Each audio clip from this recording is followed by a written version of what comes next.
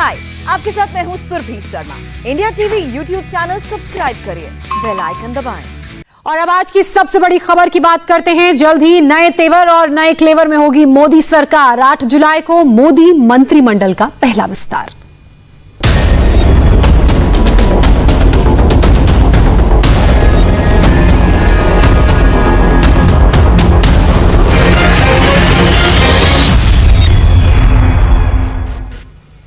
इस वक्त की एक बड़ी खबर हम आपको बता दें। लगातार जिस तरीके से ज्योतिरादित्य सिंधिया की हम बात कर रहे थे, ने शपथ के लिए पुष्टि की बात कही है। मुझे अहम जिम्मेदारी मिली है, ये ज्योतिरादित्य सिंधिया ने कहा है। शपथ के लिए फोन आने की पुष्टि उनके द्वारा की है। हालांकि वो भी अब से कुछ ही देर में दिल्ली के लिए रवाना होंगे। दिल्ली रवाना होने से पहले महाकाल के दर्शन उन्होंने किए। नहीं, मेरा उज्जैन का दौरा था, उज्जैन का दौरा हो गया है। मैं दिल्ली जा रहा हूँ, अगले हफ्ते दोबारा दौरा। मैं दिल्ली जा रहा हूँ, दौरा समाप्त करके मैं दिल्ली जा रहा हूँ। बहुत बहुत धन्यवाद। हमको बैठा कि वहाँ पर भी आप मुझे अभी कोई सर मध्य प्रदेश को नए गवर्नर। हाँ, मैं हमारे नए राज्यपाल को भी मैं बधाई देना चाहता हूँ। बहुत उनका एक अनुभव भी रहा और हमारे वर्तमान के महान व्यक्तित्व के धनी थावरचंद गहलोत जी को भी मैं दिल के गहराइयों से बधाई देना चाहता हूँ। कर्नाटक के राज्यपाल के रूप में पद ग्रहण करने जा रहे हैं।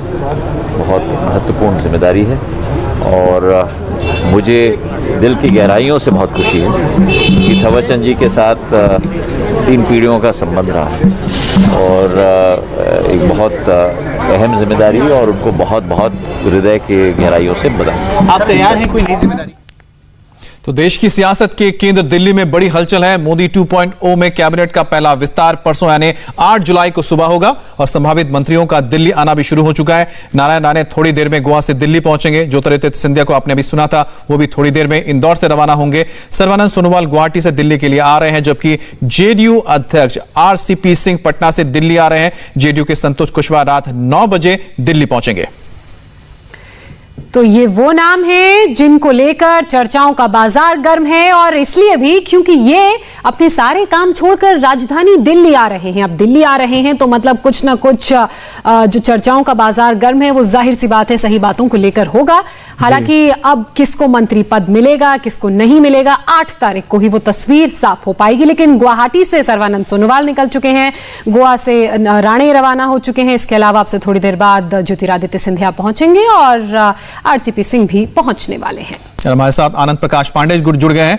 आनंद, एक बात बताइए कि जिस तरह से जो नाम सामने आ रहे हैं तो कहीं ना कहीं हर स्टेट का जो एक कोटा होता है उस कोटे के हिसाब से ही क्या लोगों को मंत्री पद दिया जा रहा है, और साथ ही साथ जो आप जिक्र कर रहे थे रीजन का एक समीकरण होता है, एक कास्ट का समीकरण होता है।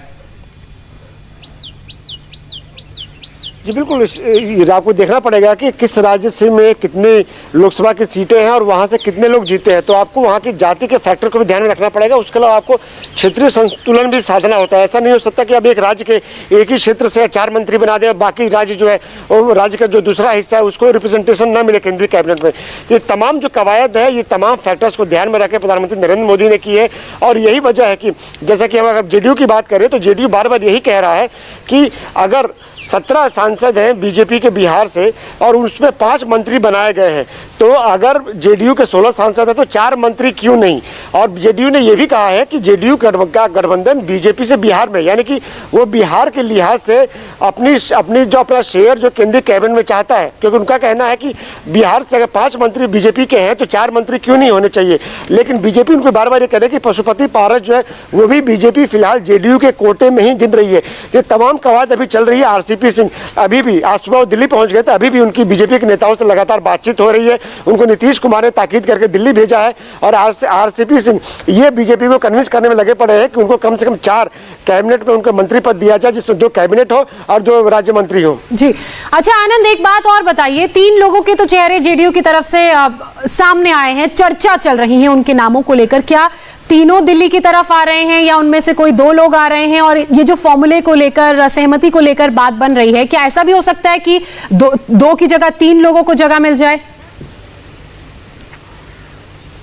जी देखिए, जेडीयू चाहती तो 4 है, लेकिन रही बात कि कौन दिल्ली आ रहा है, आरसीपी सिंह सुबह आ गए थे। वो बेसिकली यहाँ पर बातचीत करने के लिए आए हैं बीजेपी नेतृत्व से। उनको नीतीश कुमार ने इनको यहाँ पर भेजा है कि हमारी जो बातें, हमारी जो मांग है वो आप जाके बीजेपी आलाकमान के सामने रखिए।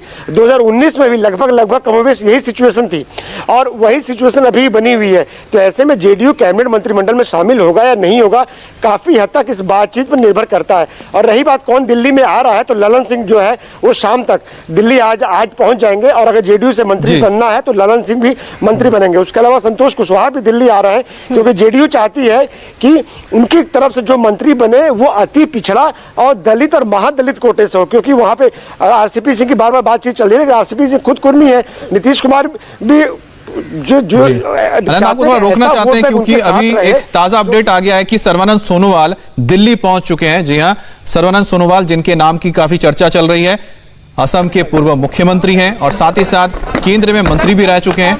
5 साल तक उन्होंने असम में सरकार चलाई और इस बार जब जीत हासिल हुई थी बीजेपी को वहां पर, तो उन्होंने अपनी कुर्सी हेमंत बिस्वा शर्मा के लिए छोड़ दी, जिसके बाद ये कहा जा रहा था कि वो अब केंद्र में आएंगे और केंद्र में उनको मंत्री पद मिलेगा। तो सर्बानंद सोनोवाल पहुंच चुके हैं दिल्ली और अब इंतजार करना होगा कि आखिरकार उनको अगर शपथ लेते हैं तो उसके बाद उनको कौन सा मंत्रालय मिलता है। और क्योंकि पिछली बार भी वो मोदी सरकार का हिस्सा रहे थे, लेकिन बाद में जब बीजेपी ने जीत हासिल की थी असम में, उसके बाद उन्होंने मंत्री पद त्यागा था। अच्छा आनंद, सर्बानंद सोनोवाल की बात की जाए तो लगातार हम ये अपडेट दे ही रहे हैं कि इनके नाम को लेकर भी चर्चा काफी तेज है कि मंत्रिमंडल में जो विस्तार होना है उसमें इन्हें जगह मिल सकती है। हालांकि दिल्ली ये पहुंच चुके हैं। इस बड़ी खबर पर लगातार हमारी नजर बनी हुई है, पल पल का अपडेट आप तक पहुंचाएंगे एक छोटे से ब्रेक के बाद। हाय, आई एम सुरभि शर्मा। खबरों से अपडेट रहने के लिए India TV YouTube channel subscribe करिए, साथ में बेल आइकन जरूर दबाएं। जुड़े रहें इंडिया टीवी के साथ।